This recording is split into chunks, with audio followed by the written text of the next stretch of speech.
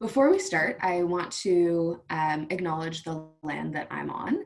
In Canada, we start off events, meetings, ceremonies by acknowledging the first peoples of this land who have survived colonialism and state-sponsored violence and continue to be the caretakers of our land. I'm currently in Toronto, or Toronto, which is Dish with One Spoon territory. The Dish with One Spoon is a treaty originally signed between the Anishinaabe, Mississaugas, and Haudenosaunee that bound them to share territory and protect the land.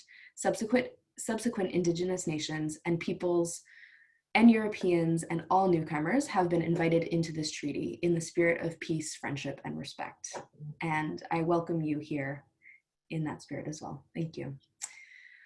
Before we get started, if you're joining us through Zoom, please take a minute to locate the Q&A box.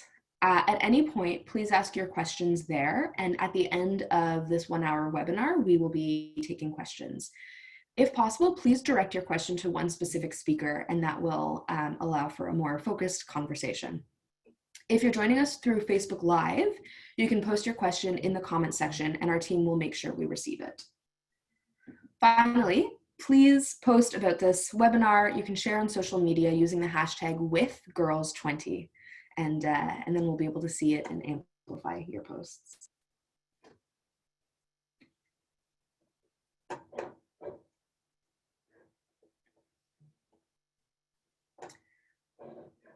Before I introduce you to today's speakers, I want to share a little bit with you from our latest research. Rising Women, the NewNow and Girls 20 Global Report on Young Women in Leadership, is a project that we started working on in early 2019. And we wanted to understand how to best close the female leadership gap globally and bring us closer to achieving the Sustainable Development Goal related to gender equality. So we worked with 9 extraordinary women from around the world. They had all been delegates at the Girls 20 Summit in the past and were selected to participate in this program that included mentorship and also included holding consultations in their communities. And in a minute, you're going to get to meet 5 of these women. So they held consultations with women aged 18 to 25, whether in their schools, in their workplaces, in their communities, from a range of backgrounds, using a standard template of questions to get to understand what sort of barriers are facing young women and what creative ideas they have for unlocking the leadership gap and closing that gap. We also supplemented their research with a survey that was sent out to 2,000 young women in our network. So we really wanted to understand sort of 5 questions. What barriers young women are facing to participating equally in decision-making? What barriers they're facing in their countries? What models for engaging young women in decision-making processes have they experienced and are working? We also asked, how would life be different if the balance of power was more equal? And I encourage you to go check out the word cloud in our report, which has some really illuminating and beautiful responses. Finally, what can we do to promote the case for an equal balance of power? How do we make this idea into a reality? And we're going to talk a little bit about this today. Across the board, so from consultations in 8 different countries, and then from the survey results in over 20 countries, we found 5 consistent barriers facing young women: gender norms and biases, a lack of female role models and mentors, an underutilization and lack of educational resources, the inclusion of men and boys as allies, or rather that they have not been included, and finally, a lack of spaces and platforms for dialogue to influence decision-making. This report came up with 4 recommendations, and we are using these to influence our own advocacy, and we encourage you to do the same. Give rising women more visibility, invest in closing the intergenerational gaps between women, build communities that value rising women, and implement sector-specific practices to level the playing field. So that's a little sneak peek to our report, and you can check it out at girls20.org/our-research, or just the research tab on our website. And without further ado, I'm going to invite 5 of the rising women to join me on this call to have a discussion about what they learned. So if you are a panelist, can you go ahead and turn on your video?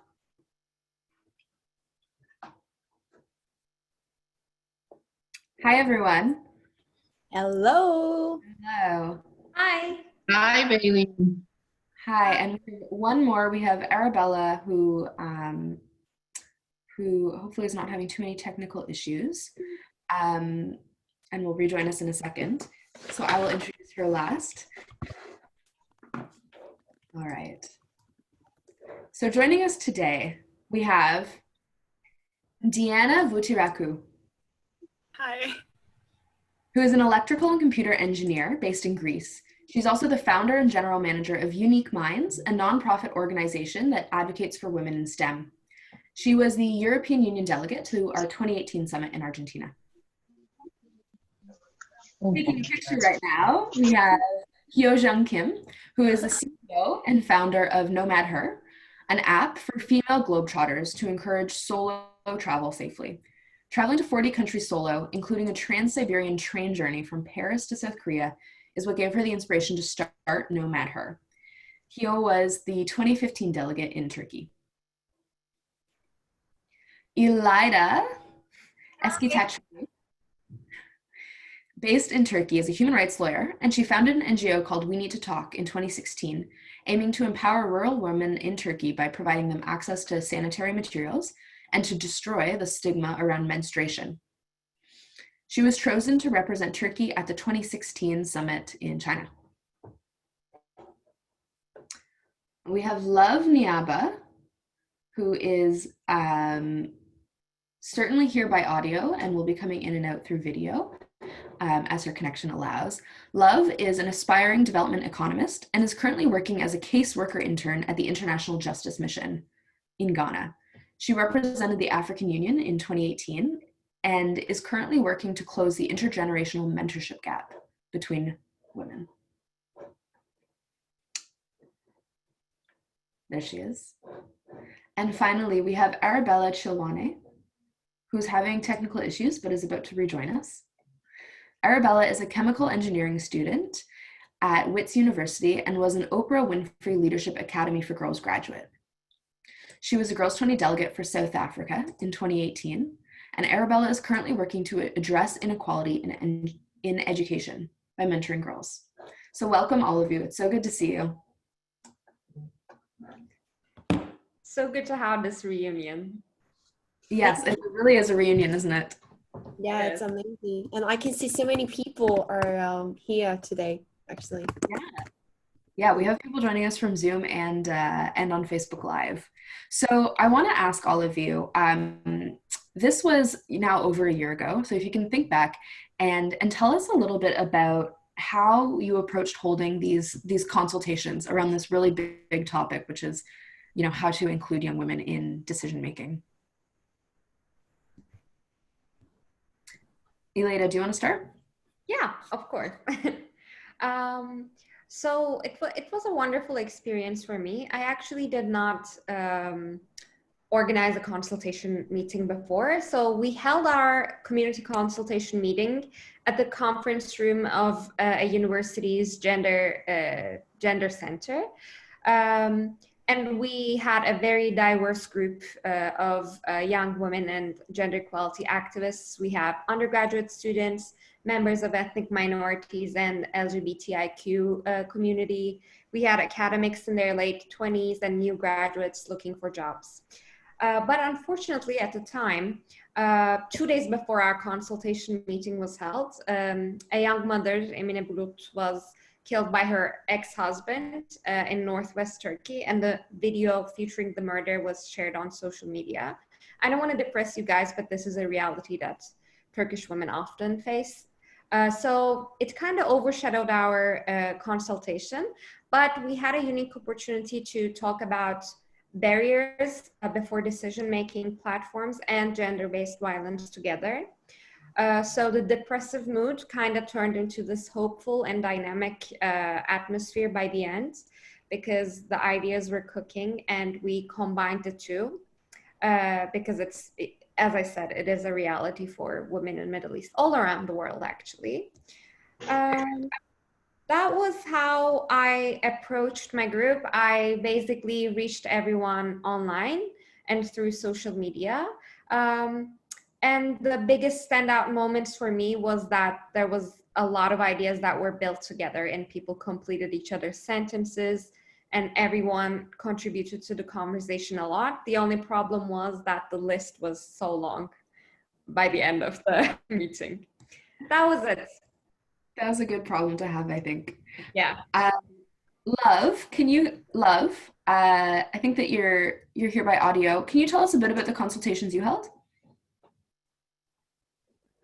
Yes, sure. Can you hear me okay, baby? Go ahead. Yes. So for the consultation, to start, I was just thinking to be able to make there was a need to give an equal space for different groups of women with experiences and backgrounds. I reached out through social media to friends from high school, my friends from uni, and then some of even my mentors and mentees, and also to the I'm so, women Love, led social posts. I'm so sorry to interrupt you. Having trouble hearing you, and I know that a minute ago we could hear you really clearly. I don't know if you can change your audio and try again. Does this sound any better Yes. now? Yeah. Okay, any better now? Yes. Hi, Lee. Okay, great. So mostly reached out to the participants via social media, but I made very good use of the social networks that I've had the opportunity to volunteer with and work with. And so many of these young women with different and diverse backgrounds were present. I actually even had one of my mentors attending, which was really good.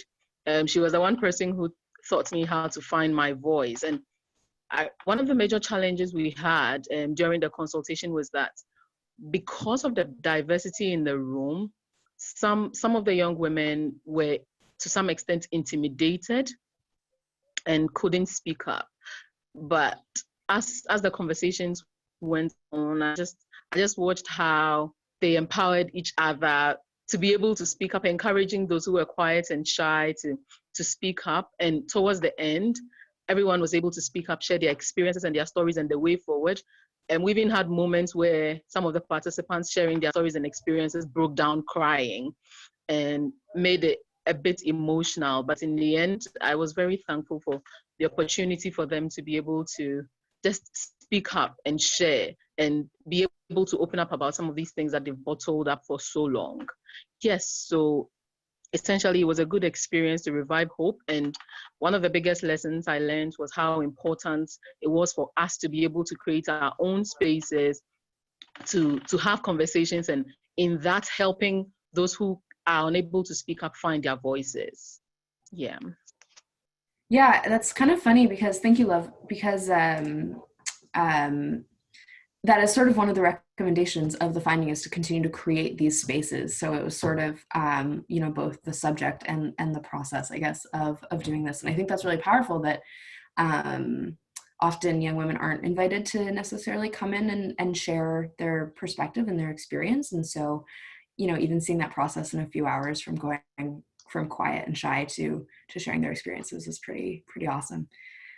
Thank you, Love. I want to ask Deanna the same question. Can you tell us about your consultations? Yeah, to begin with, last year I was based in Germany, so I had to plan everything to organize consultation in Greece while I was in another country. So I find it quite difficult to do so, but an organization that empowers women in Greece, Mihoho, helps me a lot to find the participants and to organize the consultation and create the agenda. And also all the instruction and all the support from Girls 20 give me, the courage I needed to do so. So I asked the volunteers we had in my NGO to participate although I was a bit afraid that as I live in the capital of Greece, Athens, I was afraid that small towns or villages or islands in Greece have many problems. Women there faced many problems, and I was afraid that maybe this population would be underrepresented. So I also give the opportunity if someone wants to join online through a Facebook call, so that some people can also join. And we also had some boys who participate. Because I was also interested to hear their opinion in some matters that the young women are facing in our community. And it was really interesting because some of the problems we are facing, they don't even have understand that we may be afraid, for example, to talk, or we maybe feel some discrimination. So what surprised me the most through this consultation was that all of us, most of the women actually participate there, had feel this fear when they try for the first time to raise their voice and to fight some challenges and some norms. And did you find, how did you manage to bring boys into the conversation? How did you manage to convince them to attend the sessions? Actually, it's the same thing that I always tell. When you are like a young boy around 25 or 26, you have to think that in some years from now, you may have a daughter. So I was like, do you think that everything is fine for your daughter to be grown up in the society that we are living in? So it surprised me, but for boys, I think, joined this consultation, and it was a big achievement, I think, yeah. That's funny. Yeah, you often see that as the conversation as men become fathers, and suddenly they understand gender a lot better. That's super interesting. Arabella, I see that you've rejoined. I'm so glad that you're here. Oh, did we lose her again? Arabella, can you hear me?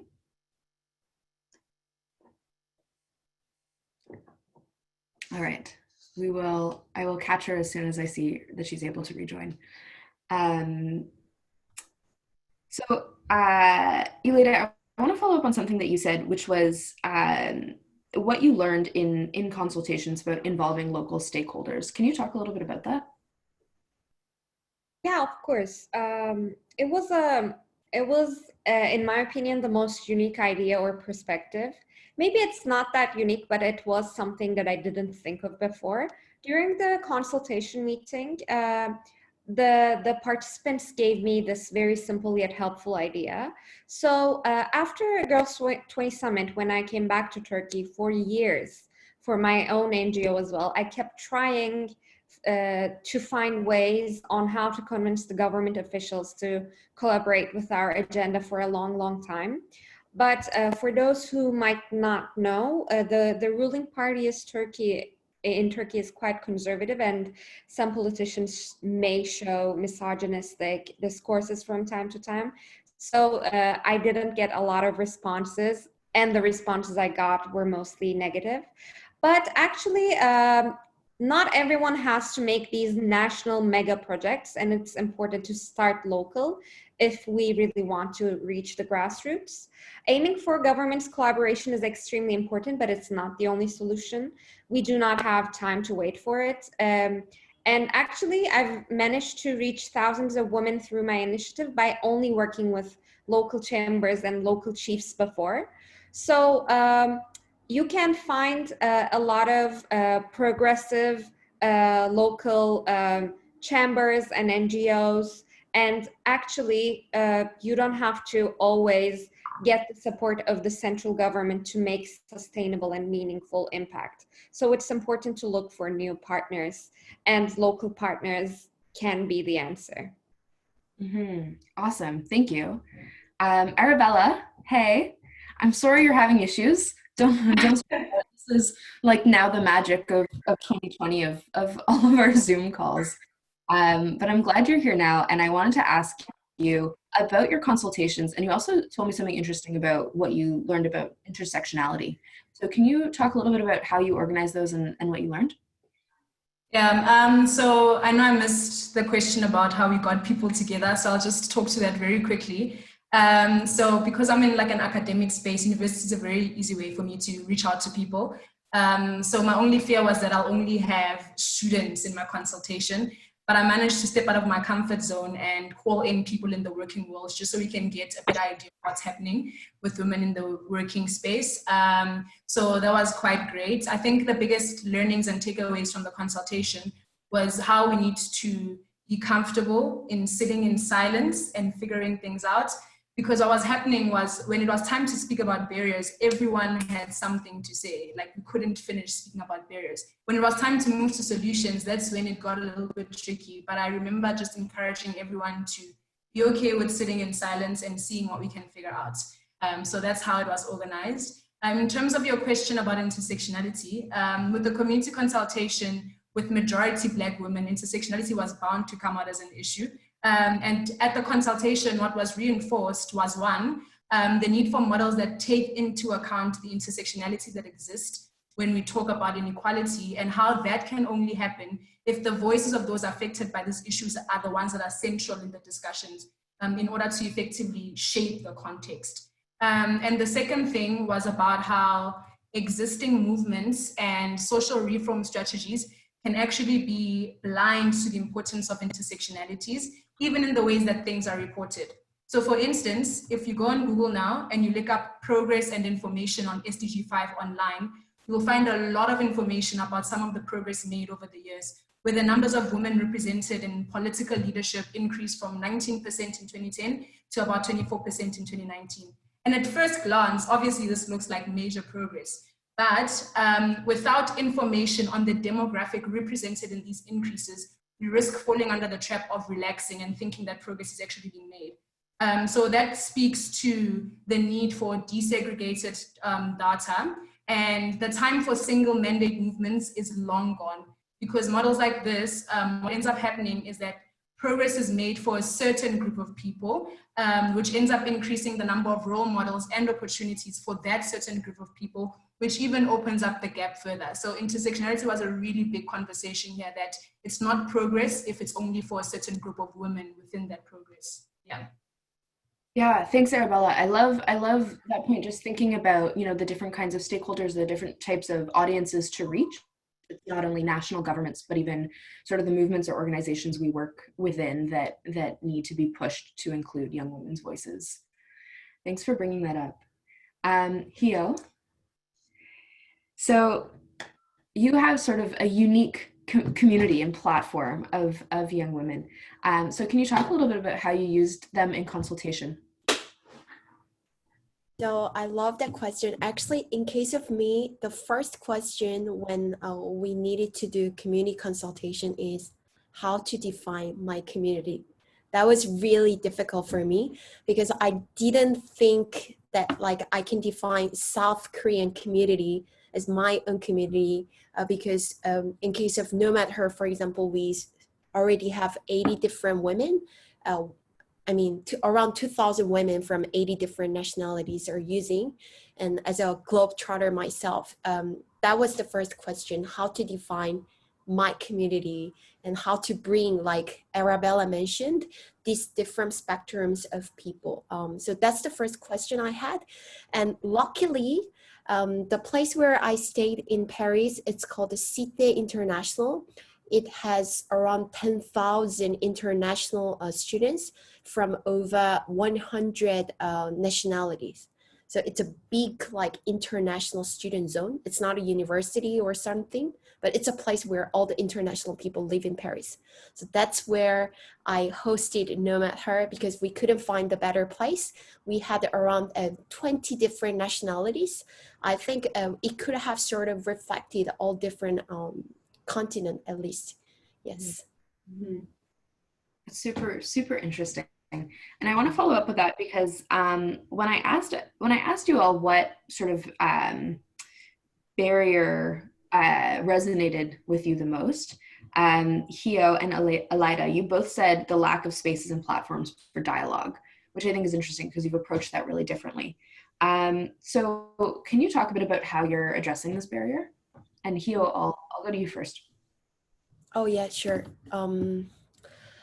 I think a lot of people, what I first heard is that I think we are lucky. I mean, here we always talk about this issue. I think 8 Rising Women, or I also see Ayushi, Lena, here are all these Girls 20 delegates. Yes, hi everyone. I know you're all there. I'm checking all the participants. So I think all of us, we are such a privileged people. We always talk about it. We know that we are so lucky, because imagine how great it is that we can talk to each other from different parts of time zone. What I have figured out while talking to all these women is that so many people, they want to go like abroad. They want to have international opportunity. They want to hang out with people. They want to really exchange ideas from different like culture background, political, social background. But it's really hard to find opportunity. A lot of people are lost from where can I find this kind of platform where I can really engage with people from different international backgrounds? Where can I have a very deep conversation, not just superficial conversation, what you can have? Where can I really have a meaningful relationship with people from different international backgrounds? I think that's what I figured out as a lot of people are going through, especially young women. Yeah, thanks, Hio. And Elida, how about you? How are you working to address this barrier around lack of spaces and platforms for dialogue? Yeah, first of all, that's a great question, and I think one of the most important barriers we need to address. So I want to focus on this barrier not from a quantity perspective, but from a quality perspective. I do believe there is a lack of spaces and platforms which are accessible enough, which are diverse enough, and which are inclusive enough. I had the opportunity to be a member of UN Women's Youth Task Force, and actually Girls 20 nominated me. And in there, I had the chance to go to a number of international meetings. And what I saw there is we have enough NGOs and international platforms for women's rights, young women's rights to be discussed, but I do not see young people there. I do not see people from Global South there. I only see privileged young people who can afford a flight to Geneva or who can afford a flight to New York. So we have to we have to transform the spaces and platforms that we already have. I do not think we need another NGO and another platform that aims to empower, but we need to kind of change the discussion around how we organize these big international meetings. Maybe taking the funding from the fanciness of the organization and put into a fund in which young feminists from all over the world can be supported to be able to travel. So that's basically my approach to the problem. That's a really strong, compelling call to action that I really think that that all of us could be pushing for in the organizations we're involved in, is more money for travel, more money for conferences, more access to those opportunities. So thanks for bringing that up.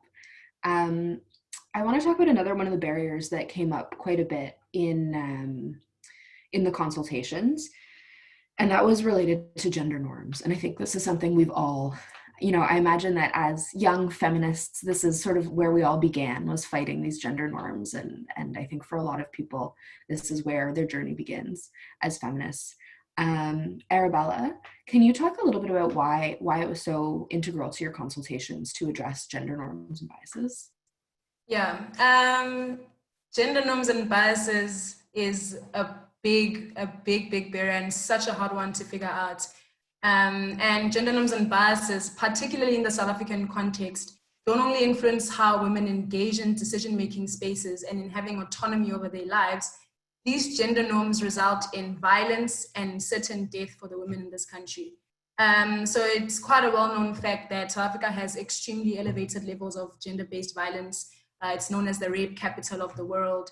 And to be honest, the numbers are horrifying. The stories are even worse. And the ideas around power dynamics in relationships, the ideas around men having the right to discipline women, women not being women enough unless followed by the title mother or wife. All these norms have an effect on decision-making and how women take up space in those places. And all these norms, even though we've begun questioning them, have a huge influence on how we treat it and how we end up viewing ourselves as women and how we participate in decision making. But the biggest thing is that we're not even given a choice to participate in our own lives. And I pray so much for a way to effectively change this, a way to stop reacting in these cases, but begin figuring out how to prevent them. Because when the fight is about survival, participating in decision making ends up seeming like a luxury that women in this country don't even have time to think about. And all in all, the barrier related to gender norms resonates with me because I've experienced it to be the hardest to deal with, which is super sad because the impact, to be honest, scares me of these gender norms that we're still trying to figure out how to work around. Yeah.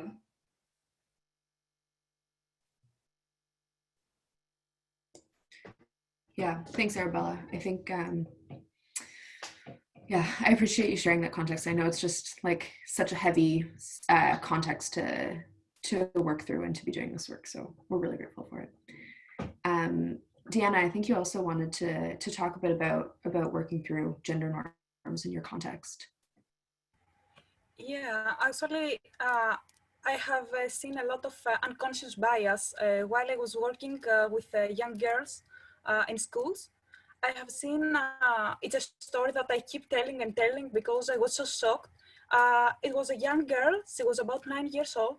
She got a very bad grade in maths, a D mark, and I was like, okay, Maria, how are you feeling about this fact? And she was like, it's okay, my father tells me that girls are not that good in maths. So if the girls are growing up believing that we are unable to do things, they will not even give themselves a try. They will not even believe that they're capable of doing some things. So we have like to fight and change that. And during the consultation, I was surprised of how many stories I heard from women having experienced this unconscious bias. For example, I heard so many women being asked during their work interviews about their plans to marry, to have children, because they were like old enough, 25, 26 years old, and they were like, okay, and when are you planning to have a family? So this will be a barrier to a woman that trying, to achieve things. If your employee, if your boss thinks that now you are old enough, you have to you have to create a family. So I was so shocked to see how many people have experienced that. And I'm even more shocked in realizing that it's so difficult to change that because we have to educate parents, we have to educate teachers, and we have to educate boys, because if boys think that girls are not capable enough in doing some things, they will grow up and they will never hire a woman in a leading position, in a decision-making position. So yes, I think that we need to act, and we need to act fast in fighting these norms. Thank you, Diana. I'm going to pose a question sort of to all of you, and we didn't really discuss this in advance, but I think it brings up a good question. I think how to get more young women into decision-making spaces. Like, we have a clear call to action. We can advocate for that. Changing norms and biases is so much harder. So I would love to ask from each of you, from where you are right now, how you see advocates being able to create that change. And I'll let you jump in, whoever wants to start with that. I don't know who's starting. Yeah. Can you guys still hear me? Yep. And then we're gonna go Arabella and then Love. Okay. So it's something that I've been thinking a lot about, because the case in South Africa has come to a point where it seems absolutely hopeless. And there are two things that I just want to speak to shortly in terms of how to advocate for speaking to gender norms. Because of what's been happening in the country in terms of gender-based violence, there's a lot that's coming out saying that this isn't our issue, it's the men's issues. They are the ones killing us. They should be the ones fixing themselves. They should be the ones hosting the marches. And as much as I understand the anger that comes from saying those, and it's justified, we're tired, we are exhausted. But at the same time, the people who are going to be starting these marches, the men who are going to be doing these things, are the ones that were already known allies of us. So the ways to start breaking gender norms is trying to invest in not preaching to the converted and going into those spaces where people don't want to be hearing what we're saying. Because what happens is we end up having a circle of the same group of people who know the same, like the exact type of information. And I understand how traumatic it is for women to be able to teach men about these things. But I do plead with people that if you feel like you are okay enough to be able to carry that yoke to teach about these things, even in communities where it's shunned upon, that's what we need to start doing. Because continually expressing anger on social media about gender-based violence is good to have that community, but at the same time, what are we doing to be strategic about it? Because it's time now. And I think the second thing as well is, I'm going to speak about this from my lived experience, and that might not be shared by everyone. It's gotten to a point where I think we need a youth that can recognize that a part of these issues are also spiritual warfare, and we need a youth that can stand up in those terms, you know. And I understand because of diversity and inclusion and some of those issues, it ends up seeming like approaching these issues from a spiritual point of view is exclusive, and there's nothing like that, you know. I think it's time we realize that a big part of this is spiritual warfare, and we need to band together as woke youth and start doing what we need to do in terms of praying and communicating in that spiritual realm to sort these things out, because beyond that, I don't see what can happen. Yeah. Wow, thank you. Love, you want to go ahead? Yes, hi. Yes, sure. So I've also been thinking really hard about this, and that's why I have chosen now to work on encouraging conversations between women. So in Africa, these gender norms have become a big part of our society, and it's sort of become sacred because it's embedded in our culture. But we also realize that some of the perpetuators of these norms are women, our mothers, our grandmothers, and that is because they grew up in an age where younger women are exposed. We are able to gain education. There's good access to information, and so in my context, when I think about transforming gender norms, I think that there should be more and more conversations about between different generations of women. Just talking about letting them hearing their reality and our reality as well, and sort of reasoning it out together, so that mothers, grandmothers, aunties will raise children differently. And it's just heartbreaking, and it's sometimes very tiring, and you don't know what to do. But beyond social media advocacy, beyond the marches on the streets, what next? This is something that we have to think in terms of affecting one community at a time, one family at a time, one woman at a time. But essentially, if we are going to make a lasting impact, or if you are going to make any progress at all, of women should come together and talk. One of the major challenges I've also realized in my context also has been that there are different groups of women advocating for women's rights with different perspectives. And so sometimes people don't even take us seriously because they feel like these feminists don't even know what they want, because this group is saying this other group is saying that. And it's high time that even though unity is important, we can also leave room for diversity, but essentially our core should align so that when we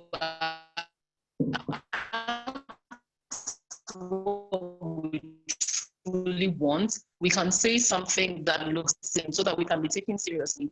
Because this group feels like, let's do this way, this group feels like, and how we can make meaningful change. And I believe that when we encourage these intergenerational conversations and different generations of women are raising children differently, we will even begin to see the issue in a holistic manner, such that for the things that have remained in blind spots on it, or in hindsight, can be brought to the fore by other groups, depending on how they view the problem and their own perspective on it. So I think that one way to transform these gender norms will be to have conversations with grandmothers, with mothers, with different generations of women, and just working on it from the bottom up, because I've seen different marches, different approaches, seminars, forums, talking about all these. But when I go to the village, for instance, when we go to peri-urban communities, for instance, you still see these things. And even for us, advocate, because of how we have been socialized and because of how we have been raised, there are times that we shoot our own selves in the foot. I mean, an example is, I got married recently, and I have some of my friends that are women advocates too that will meet me and be like, oh, aren't you pregnant already? Aren't you having a baby? But this is the same thing that we're advocating against. But on a day-to-day level, because it is so ingrained in our subconscious due to how we were raised, we ourselves become perpetrators of these things that we are calling for to be erased. And so it calls for being introspective and always checking our own selves and encouraging intergenerational conversations among women.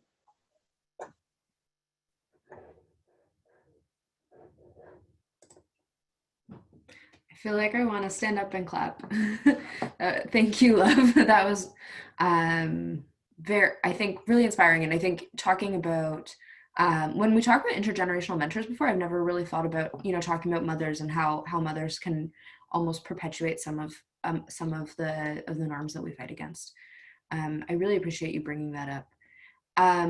I want to remind everyone who's participating to put any questions you have in the Q&A box, or if you're joining from Facebook, to just add it into the comments, and I'm going to sort of pull them in the next few minutes.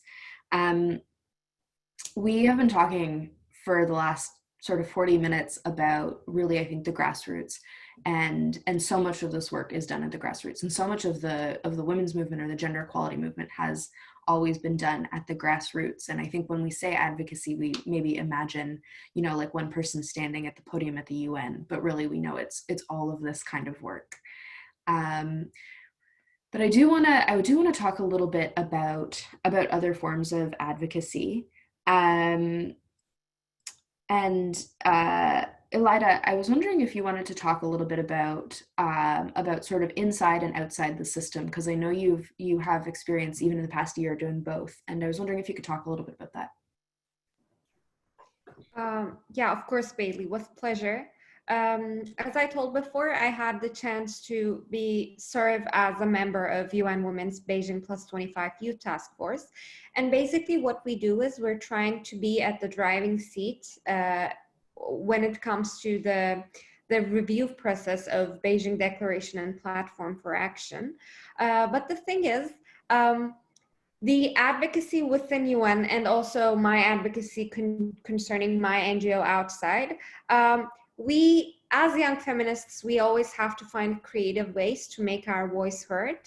For example, some of the ways in which we kind of bring the youth perspective and the colors that we have to the table is we're trying to find creative ways of advocacy even within the formal UN atmosphere.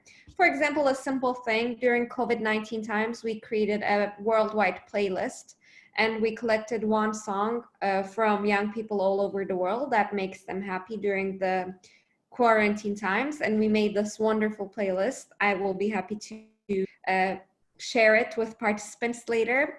Pretty much every language. It's a huge playlist. It would take a long while to listen to it fully, but it was a good idea and we got really nice reactions.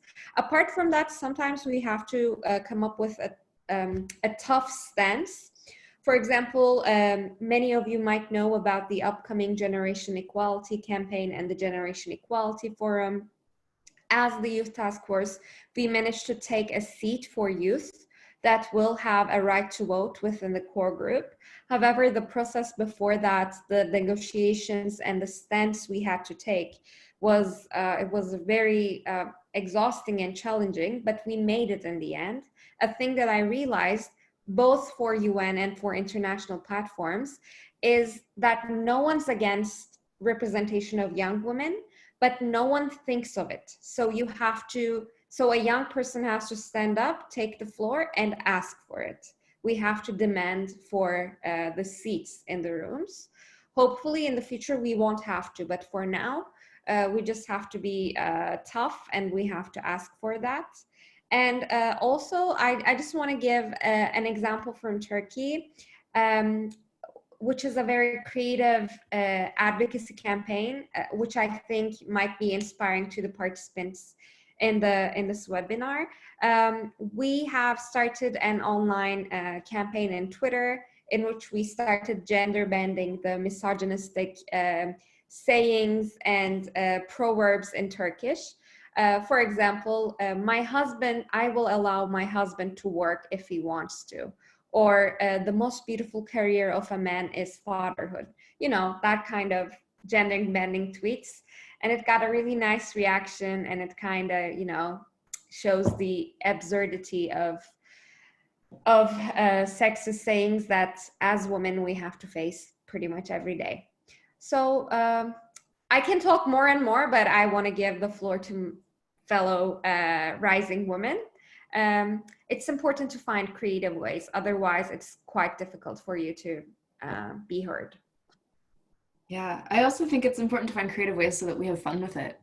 I mean, I know that we all have fun, like, you know, working on collaborative Google documents at midnight, but but I think there's also a lot more fun and beauty in making playlists and running fun campaigns. Love, can you mentioned a bit about how in Ghana the Action Aid Global Platform is mobilizing people around gender. Can you talk a bit about that? Yes, sure. So in Ghana, the Action Aid Global Platform is doing something really incredible using social media in partnership with Global Platforms Ghana.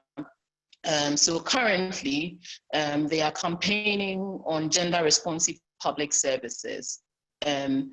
It's part of their response to COVID-19, highlighting the gender dimensions of it and how it affects women. And so they've employed what they call artistic activism as a way of getting more people to buy into it and attracting many more people. So they use different forms of art like music, like visuals, theater, poetry. And they mainly use social media platforms, especially Twitter, to connect with stakeholders, those that are affected, and just reach out to many more young people through the youth groups that are affiliated to them. And I've seen it work because many more young people are getting on board because everyone has a place with art, with music, and with different forms of advocacy through mass media, on television, on radio, and also even at the community level where they have community volunteers propagating the message to members of communities down there. And I think that has been really interesting and in getting response and in getting help, and also bringing to the attention the gender dimension of COVID-19 and how it specifically affects women. Yeah. Thanks, Love. Does anyone else want to jump in around sort of ways that they're seeing, like creative ways that they're seeing activism or advocacy take place right now? I can try. I'm gonna be really short. Oh, Hugh, you can go first. It's okay. Oh, yes. Actually, I want to introduce one movement which is going on in South Korea. So basically, people are making a pride, like queer pride, on Instagram. So you have this software where you can just like dress up yourself as much as you want. And because of COVID-19 right now, people cannot go pride, right? Queer pride, but also at the same time, as we can see from the logo of Girls Training, it's a very key central issue. So what people, youth in South Korea we did is that we used Instagram and we started to fill out all our Instagram feed with the queer pride. So basically your avatar itself is doing a pride. And I think it's something very creative, yeah. But just to jump on what Elida said, I remember that you said like, we need more room for youth to speak up, we should be hot. And that's the reason why I started entrepreneurship. I don't think it's something what we call as creative, but at the same time, I was thinking like, if there's no room to be heard, I'm going to make another room. And that's the room where I'm going to speak up my voice as much as I want.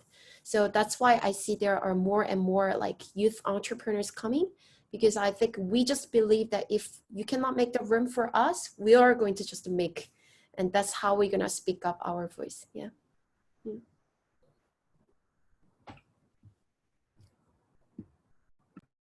Yeah, sorry, I'm gonna be really quick. It's something I saw 2 days ago, I think. So this guy is selling t-shirts, but he makes like really, really cool t-shirts. But what he does is you can't just buy the shirts. He needs to invite you to purchase them. So when he invites you, the invite comes with calls to action that you need to do, like 5 calls to action to qualify to buy the t-shirt. So I thought that was really, really cool, because in that way he's encouraging other youth members to advocate for issues that they might not usually advocate for. And the incentive is the fact that you end up getting like a super cool t-shirt at the end. And I think it was a really cool idea.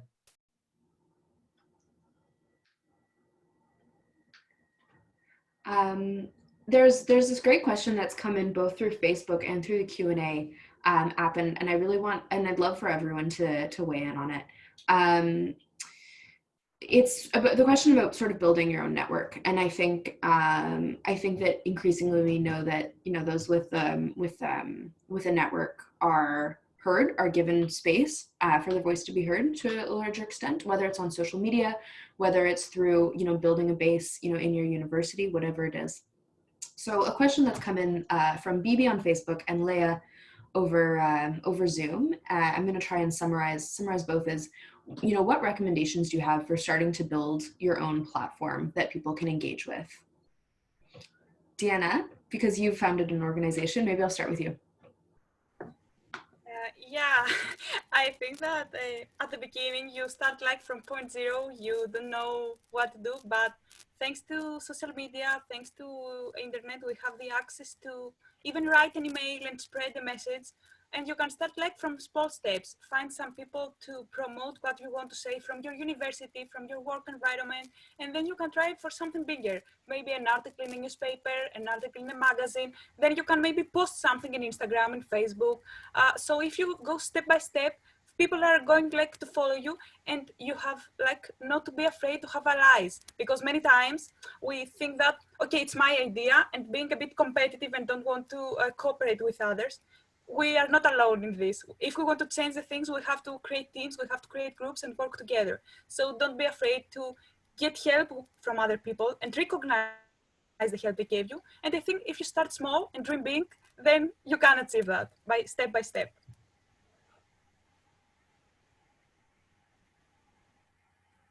And I'll let anyone jump in who wants to go ahead with that question, building your own platform. I can jump in real quick. I agree with Diana. I just want to say it's not impossible. Anyone can start a platform. I mean, and starting small really matters. I funded my first field project through a bake sale, for example. I sell muffins and cupcakes, and funded my first project, and it was really small. It was like 3 classrooms in a middle school in the slums, and that was it. But then the movement grows, and you don't have to do it alone. So try to find yourself a team.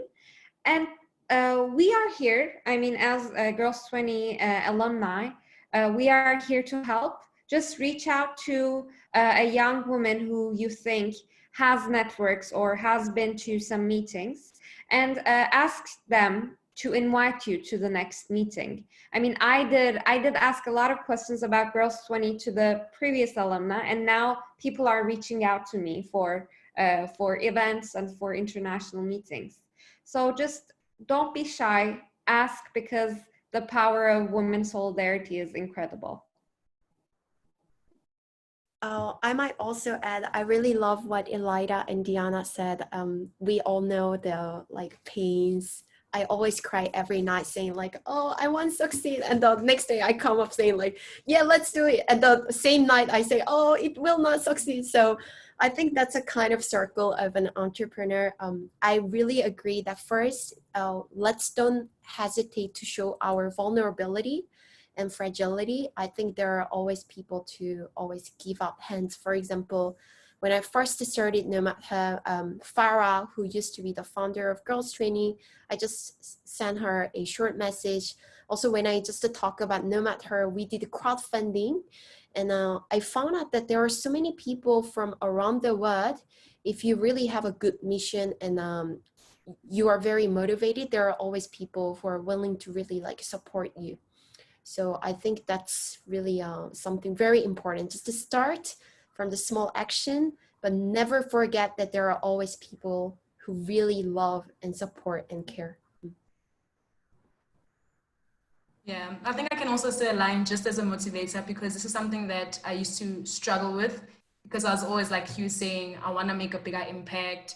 But I think all of us as advocates need to reanalyze what the motivation behind our advocacy is and what the intention behind our advocacy is. So by that, what I mean is we need to redefine for ourselves how we measure impact, because at the end of the day, gender equality advocacy is valid whether it is seen or not. So gender equality advocacy is me saying to my mom, you can't tell my brother that he must do this and ask me to do it in a different way. And that is as valid as the person who might have 10,000 followers. Is it easier to reach people with 10,000 followers?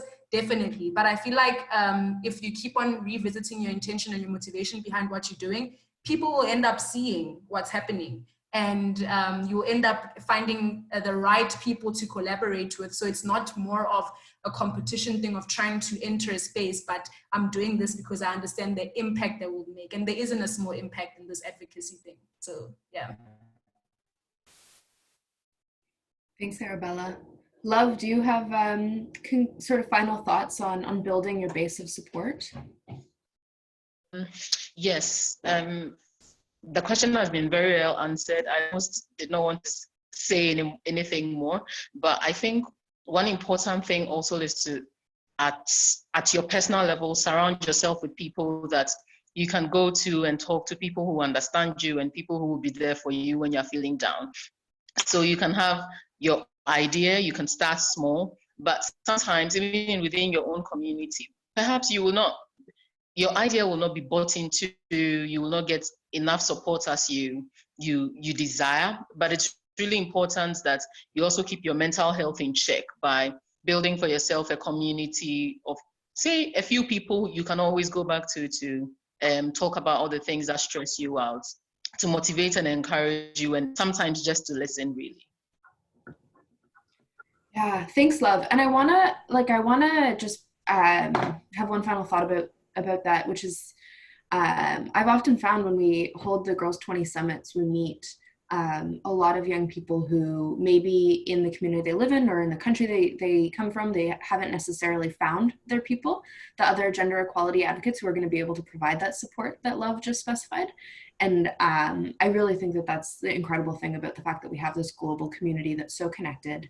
We have the Girls 20 community Facebook group. We have a Girls 20 Instagram, and we've just posted all the Instagram handles for our speakers today, so connecting with them. And really what strikes me is that no matter what country you come from, the way that gender norms and biases have raised you, like, has affected us all in sort of similar ways, and we tend to be able to relate, whether we're in South Africa, Greece, Turkey, South Korea, Ghana, Canada. And so if you don't have those people sort of in your immediate life to find them within our community or within other communities, because we get it, and I think we're all pushing for the same fight here. And on that note, I'm going to wrap up this webinar. The last hour has just flown by. I feel really, I just feel really fired up. I feel really, really fired up. I know that for me, it's early morning. I think for Hio, it's probably very late at night. No matter where you are, thank you so much for taking the time to spend this hour with us and learning from us. I really encourage you to go check out our report and our other research, girls20.org/our-research. And use it, if you're writing papers, if you want to, like Deanna said, start writing an op-ed or an article or a blog post or a Facebook post, whatever it is, feel free to use our research as your base. Feel free to connect with us, and good luck. Good luck. Panelists, if you can just stay on the call for a minute as it ends, I just want to chat quickly. Our next session is actually not going to be a webinar, but it's going to be a very special 2-day skills building workshop. It's going to be on July 15th and July 16th, and it's actually going to be exactly what we're just talking about, all about building your brand, building your skills, your thought leadership, learning how to use LinkedIn to basically build your platform. So it's going to be a 2-day event. You can attend either one session or both. It's going to be presented by our friend Nicolette, who works at Edelman Canada, which is partner of Girls 20, and really the experts on all things media, communications, and public relations. So it's going to be pretty awesome. We'll be sending information out in our newsletter